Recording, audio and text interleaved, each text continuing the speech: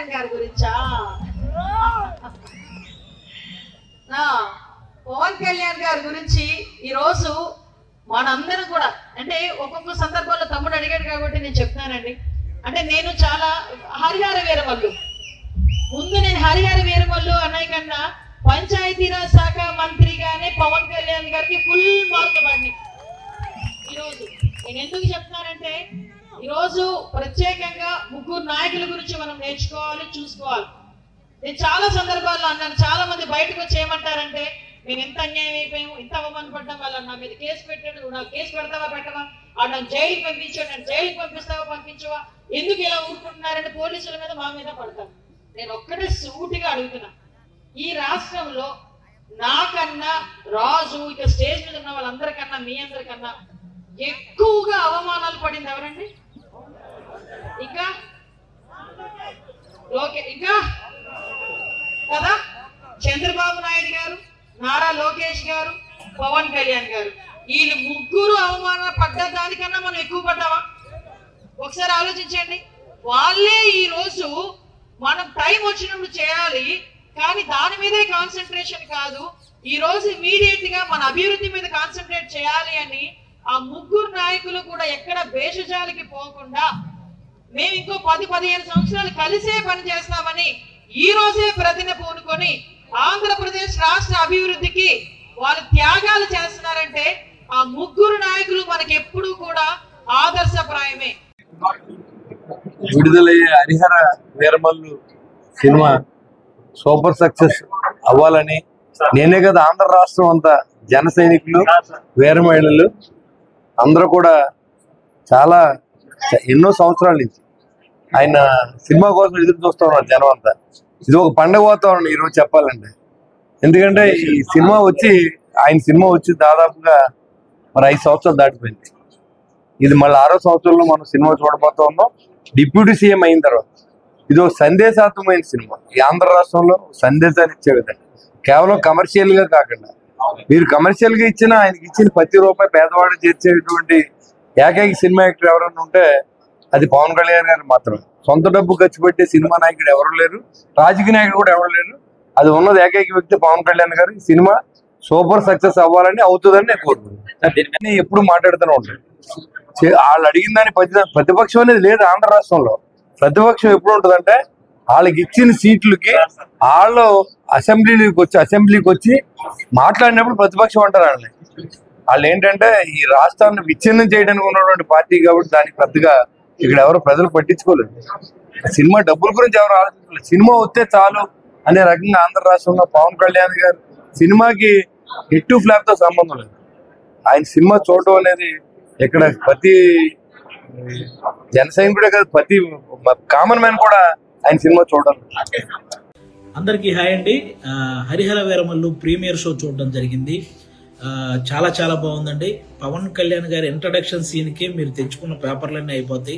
సినిమాలో ఇంకా హై ఇచ్చే సీన్లు చాలా చాలా ఉన్నాయన్నమాట. ముఖ్యంగా క్లైమాక్స్లో పవన్ కళ్యాణ్ గారు కంపోజ్ చేసిన ఫైటు, దాని వెనక కీరవాణి గారు ఇచ్చిన బ్యాక్గ్రౌండ్ స్కోరు లిటరల్గా మీ అందరికీ గూస్ బంప్స్ తెప్పిస్తాయి. ఆ హైతోనే మీరు అందరూ థియేటర్ నుంచి బయటకు వస్తారు. ప్రతి ఒక్కరూ కూడా ఫ్యామిలీతో వెళ్ళి వీరమల్లు చేసిన పోరాటాన్ని థియేటర్ ఎక్స్పీరియన్స్ చేయాలని మనస్ఫూర్తిగా కోరుకుంటున్నాను. ముఖ్యంగా నేను ఈ సినిమా షూటింగ్ అప్పుడు చాలాసార్లు సెట్కి వెళ్ళాను. పవన్ కళ్యాణ్ గారు అభిమానులకు నచ్చే సినిమా తీయాలని ప్రతి సీన్ మీద కూడా చాలా కేర్ తీసుకొని చేశారు. అది ఈరోజు స్క్రీన్ మీద కనిపించింది. క్లైమాక్స్లో ప్రతి అభిమానిని కదిలించింది.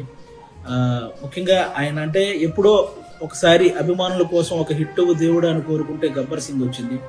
ఆ తర్వాత మళ్ళీ ఇప్పుడే అభిమానుల కోసం ఒక హిట్ దేవుడు అని కోరుకున్నారు, మనకి హరిహర వీరమల్లు వచ్చింది. మీరు ఆఫ్ స్క్రీన్లో ధర్మం కోసం పోరాడిన పవన్ కళ్యాణ్ గారిని చూశారు. ఆన్ స్క్రీన్లో ధర్మం కోసం పోరాడుతున్న హరిహర వీరమల్లును కూడా చూసి ఎంజాయ్ చేయాలని మనస్ఫూర్తిగా కోరుకుంటున్నాను.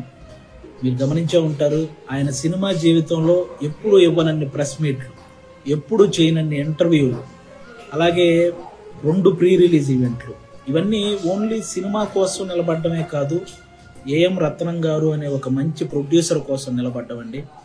నిజంగా ఆయన భారతదేశం గర్వించదగ్గ సినిమాలు ఎన్నో తీశాడు. తెలుగు, హిందీ, తమిళ్ పెద్ద పెద్ద హీరోలతో పెద్ద పెద్ద హిట్లు ఇచ్చారు. ఈరోజు పవన్ కళ్యాణ్ గారితో ఆయన పొలిటికల్ షెడ్యూల్ని దృష్టిలో పెట్టుకొని దానికి తగ్గట్టు సినిమా షెడ్యూల్ని వేసి అక్కడ పొలిటికల్ కెరీర్లో ఆయన ఒక మైలురాయి సాధించడానికి, అలాగే సినిమా కెరియర్లో ఇంకొక మైలురాయి సాధించడానికి తోడ్పడిన ఒక మంచి ప్రొడ్యూసర్ అండి ఏఎం రత్నం గారు. ఆయనకు కూడా మనందరం అండగా నిలబడాలని కోరుకోవటం కాదు, వేడుకుంటున్నాను. అందరూ ప్రతి ఒక్కరూ వెళ్ళి ఫ్యామిలీతో ఈ సినిమా చూడాలి. అలాగే ఆల్మోస్ట్ 30 సంవత్సరాల నుంచి పవన్ కళ్యాణ్ గారు సినిమాల ద్వారా మనల్ని ఎంటర్టైన్ చేశారు. పాలిటిక్స్ ద్వారా ఎన్నో అవమానాలు పడ్డారు, కష్టాల్లో ఉన్న ఎంతో మందిని ఆదుకున్నారు. అలాంటి వ్యక్తి ఎప్పుడో కానీ మనస్ఫూర్తిగా ఒక మాట అడగడు సినిమా చూడండి అని.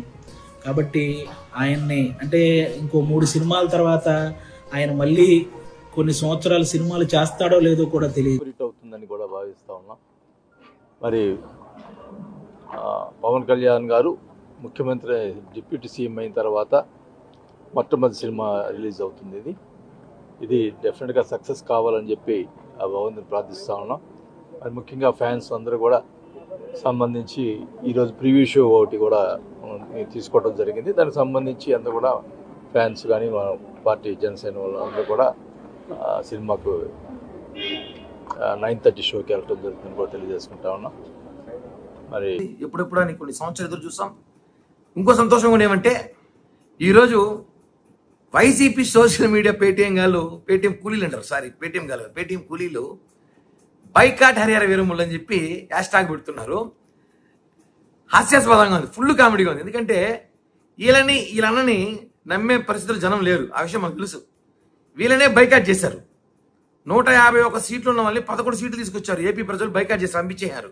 కనీస ప్రతిపక్ష హోదా కూడా ఇవ్వాల, ప్రతిపక్షం అడుక్కునే స్థాయికి తీసుకొచ్చారు వీళ్ళ అన్నని. ఇప్పుడు వీళ్ళు వచ్చి మళ్ళీ బైకాట్ అని చెప్పి వీళ్ళు చెప్తే ఎవరు వినేవాళ్ళు ఇక్కడ? ఇంకో విచిత్రం ఏమిటి, ఇందులో పొద్దున్న నుంచి పవన్ కళ్యాణ్ గారి అభిమానుల కన్నా వైసీపీ అభిమానులే థియేటర్ కాడ కాపలా కాస్తున్నారు. థియేటర్ యాజమాన్యం ఫోన్ చేసి ఒక్కొక్కరు 50 టికెట్లు కావాలి, 100 టికెట్లు కావాలి అడుగుతున్నారు. యానిచ్చి ఇస్తాము. గతంలో కూడా భీమలా నాయక్ సినిమా ఇదేలాగా తీసుకొని మీరు షోలు అమ్ముకునేశారు, అభిమానులకు టికెట్లు ఇబ్బంది అయింది.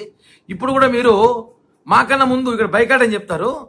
మనసులో అభిమానులు చంపుకోలేక బయటకు వచ్చి థియేటర్ల కాడ ఒక్కొక్కరు మాజీ మంత్రులు ఎమ్మెల్యేలు వాళ్ళ ఫోన్లు చేయించుకొని 50 టికెట్లు 100 టికెట్లు అడుగుతారంట సమాచారం.